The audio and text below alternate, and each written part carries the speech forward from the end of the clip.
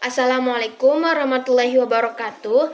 Hai semuanya, perkenalkan nama saya Alifa Azahra dengan NPM 10222023 dari kelas C1 22 Akuntansi.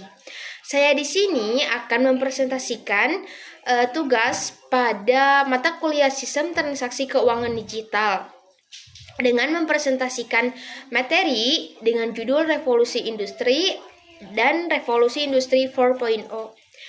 Apa saja sih pembahasannya? Mari kita simak video berikut ini. Revolusi industri.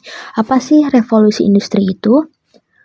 Merupakan sebuah perubahan yang terjadi yang menandai pergantian ekonomi pekerja menjadi ekonomi berbasis pada industri dan mesin. Sebuah proses penciptaan dan penemuan mekanis terjadi di tanah Inggris yang saat itu sedang mengalami masa kemajuan pada tahun 1750 hingga tahun 1840. Dimulai dengan digunakannya mesin uap yang ditemukan oleh James Watt. Selanjutnya, istilah revolusi industri sebenarnya diperkenalkan oleh Frederick Engels dan Louis Auguste Blanqui pada abad ke-19. Akan tetapi, tidak ada ilmuwan yang secara tegas mengemukakan terjadinya revolusi industri. T.S. Ashton memperkirakan terjadinya revolusi industri itu terjadi pada tahun 1760 sampai 1830. Menurutnya, tidak ada titik pemisah dengan terjadinya revolusi industri 2 tahun 1850 ketika kemajuan teknologi dan ekonomi mendapatkan momentum dengan perkembangan kapal tenaga uap, rel, kemudian akhir abad tersebut pengembangan mesin bahan bakar dan perkembangan pembangkit tenaga listrik. Menurut Subantarjo, secara ringkas dalam bukunya yang berjudul Sari Sejarah Eropa Amerika, membagi fase dan tahap dari revolusi industri menjadi dalam siklus rentan waktu yang di dalam singkatnya sebagai berikut. Pada tahun 1750, Abraham Darby menggunakan batu bara untuk melelehkan besi dan mendapatkan nilai yang besi yang lebih sempurna yang dulu dilelehkan dengan kayu bakar. Selanjutnya, pada tahun 1763, James Watt menemukan mesin uap dan ini menjadi tahap terpenting dari revolusi industri itu sendiri karena terjadi reformasi mesin dimanapun. Selanjutnya, 1768, Arkwright menemukan mesin pemintal. Lalu, pada tahun 1802, Symington menemukan kapal api. Kapal api Symington ini disebut dengan nama Charlotte Dundas dan dicoba di terusan Firth of Clyde di Skotlandia. Pada tahun 1807, Fulton membuat kapal api namun dengan lebih disempurnakan dengan nama Clermont dan dicoba di sungai Hudson. Dan pada tahun 1819 kapal api pertama yaitu bernama Savannah pertama kali menyeberangi lautan Atlantik. Pada tahun 1804 Trevithick menemukan mesin lokomotif. Pada tahun 1825 hubungan kereta api pertama dibuat antara Stockton hingga Darlington. Dengan ini, Stephenson membuat sebuah lokomotif yang disebutnya sebagai roket. Selanjutnya, pada tahun 1816, Nips menemukan sepeda.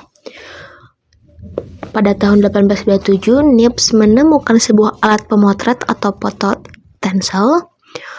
1832 Morse menemukan mesin telegram. 1840 Grove mendapatkan lampu listrik. 1846 Howe menemukan sebuah mesin jahit. 1872 Muybridge menemukan sebuah prinsip untuk bioskop. 1876 Graham Bell menemukan telepon. 1887 Daimler menemukan sebuah mobil uap. 1895 Marconi menemukan sebuah mesin radio. Dan yang terakhir ada pada tahun 1903, Wright bersaudara berhasil menciptakan sebuah mesin terbang dan ini menyempurnakan berbagai eksperimen pada masa lampau. Salah satunya eksperimen dari ilmuwan Islam bernama Abbas bin Firna. Ilmuwan kelahiran Andalusia yang pada tahun 875 atau di usianya yang ke-65 tahun mencoba terbang dengan mesin buatannya. Tidak berhasil memang, namun jauh lebih awal dibanding Wright bersaudara. Selanjutnya ada revolusi industri 4.0. Revolusi industri 4.0 ini tidak langsung muncul begitu saja ya teman-teman, tapi ada beberapa tahapan-tahapan atau proses menuju revolusi industri 4.0. Yaitu yang pertama ada industri 1.0, di mana tenaga manusia dan hewan digantikan oleh kemunculan mesin. Lalu ada mesin uap pada abad ke-18. Selanjutnya ada industri 2.0, yaitu kemunculan pembangkit tenaga listrik. Lalu setelah itu ada pesawat telepon, mobil, pesawat terbang, dan lain sebagainya. Lalu ada produksi secara massal. Selanjutnya ada industri 3.0.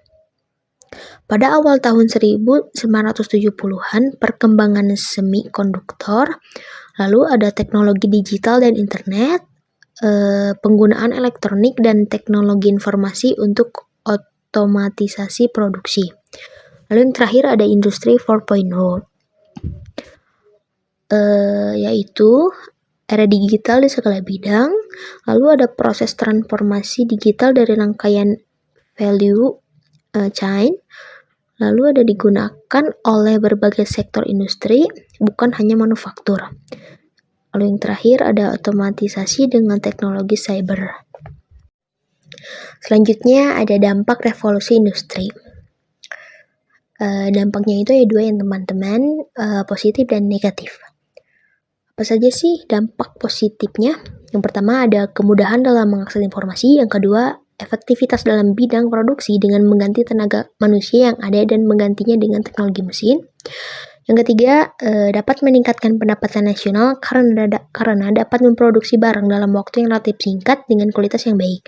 Lalu yang terakhir atau yang keempat, peningkatan peluang kerja bagi tenaga ahli, walaupun menggunakan mesin tetap saja membutuhkan tenaga ahli manusia untuk menggerakkannya. Lalu selanjutnya ada dampak negatif. Yang pertama, lebih rentan terhadap serangan cyber. Yang kedua, butuh biaya besar dalam investasi alat serta pekerja. Yang ketiga, adanya urbanisasi, di mana meningkatnya jumlah populasi masyarakat yang ada di kota besar.